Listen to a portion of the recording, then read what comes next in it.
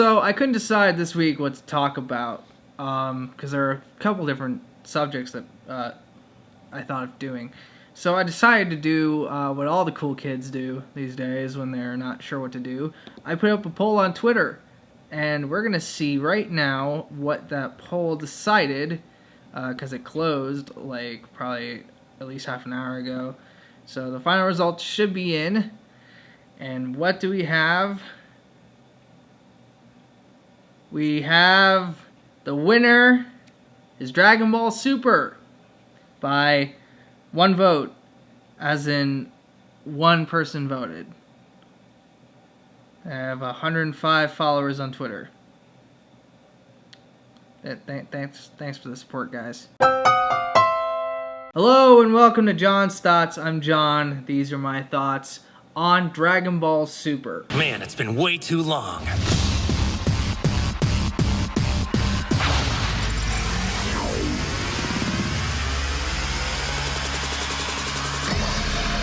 I'm a little bit behind the game on this one, and I have been very excited to check these out because I grew up on Dragon Ball Z. Dragon Ball Z was one of those defining shows for me growing up. Dragon Ball was one of the big things in the late 90s. Obviously, this show is going to be a big deal for people in my generation. I was very excited to check it out in the dub version, and then I realized I couldn't find it anywhere.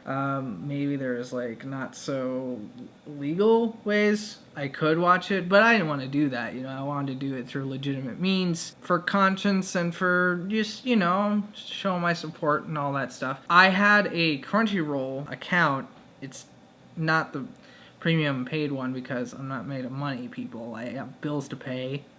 I have to be a goddamn adult. But as it turns out, at least as far as I could tell, maybe it's different for premium members, but there's no dub version on there yet. It's only the sub version.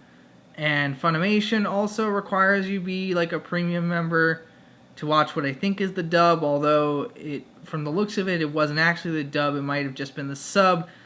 So I don't know where you're supposed to watch it other than on Toonami live or pre-recorded, which I don't have cable, so you see my dilemma. I was kind of bummed about it, but I was like, you know what? I still watch sub-anime. Like, I'm not one of those people who's like, dub or nothing. I mean, I prefer dub, unless it's a shitty dub, but not much you can really do about that. Obviously, English is my native language, and I have seen some of Dragon Ball subbed, so I was familiar with the voice cast. My main introduction to the Japanese dub is with the movies, because my cousins used to have these VHSs, these VHS tapes, I'm sure were bootlegged. Some of the Dragon Ball movies, that was in the original Japanese dub, and I thought it was so cool. I was like obsessed with these. I still have them, I think. I had 2 tapes.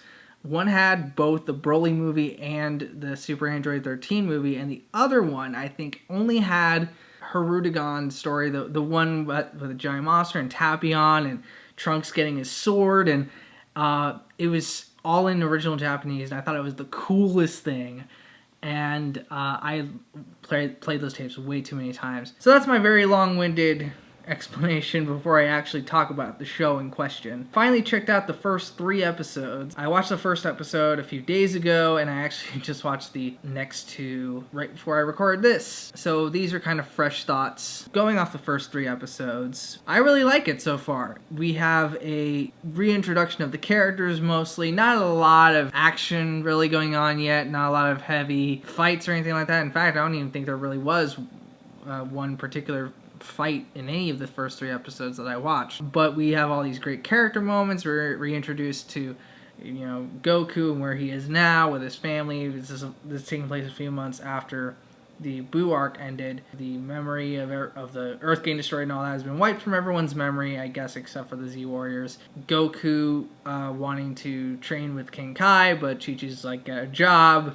And he's like, fine. Deus Ex Machina Mr. Satan shows up with a huge briefcase of money and gives it to Goku as thanks for being the one who saved the world, despite getting no credit for it. So, fair trade, I suppose. I mean, if someone was like, you saved the world, but we're not going to tell anyone you did that, but In exchange for that, we're willing to give you $100 million. I'm taking the money. Fuck your fame. I'm taking the money. We're reintroduced to Vegeta, who is not changed a bit. We get to see him interact with his family as they go on like a little family vacation. Just a lot of more domestic stuff. We see Gohan with Videl and Goten. We see the Z Warriors a little bit. We get to see Krillin with 18 and his daughter, and Yamcha and Tien and Chaozu. Meanwhile, while this is all going on, we are introduced to Beerus, who was a character who was introduced in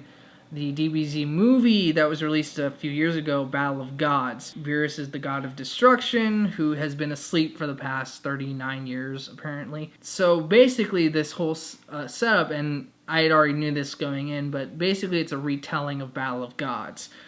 Just in a longer format. I'd seen Battle of Gods already, but it was still interesting to see the story paced out, and I'm interested to see how it is paced out as a TV show. Very well animated. Really like the character designs. It's nostalgic to see these characters again, even if it's not with the English dub voices. I haven't heard them yet. Hopefully when they're more easily available to stream, I'll be able to watch the show in that way, but right now I'm perfectly fine watching the Japanese dub. I've definitely heard and read things that probably spoil major plot points, but for Dragon Ball, it's less about plot necessarily, and more about character, and more about obviously the action and the comedy, and it's more about that than big plot reveals and huge winding narratives with deep character motivations.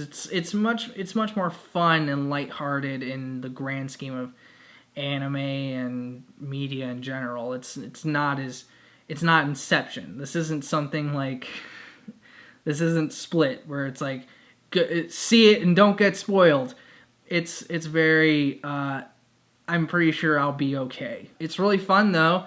I definitely plan to watch more, maybe even once I'm done recording and editing this. Maybe I'll do another one of these videos at some point when I am caught up. I know this didn't go in very deep on the show really, but I am only 3 episodes in. But I thought it seemed fun to talk about, plus someone really wanted me to talk about it apparently. It was just good to revisit this series in this way, and to get a little nostalgic with you all and share some thoughts on that. I want to thank you guys for watching.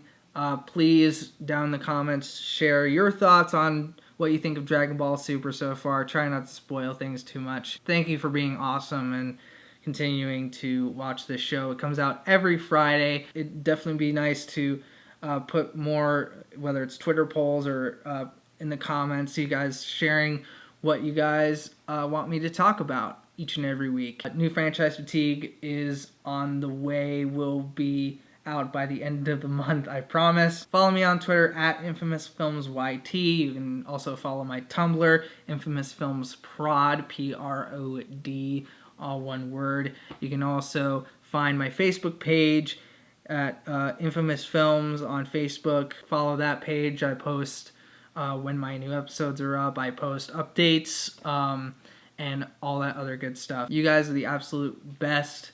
Thanks for everything. See you next time.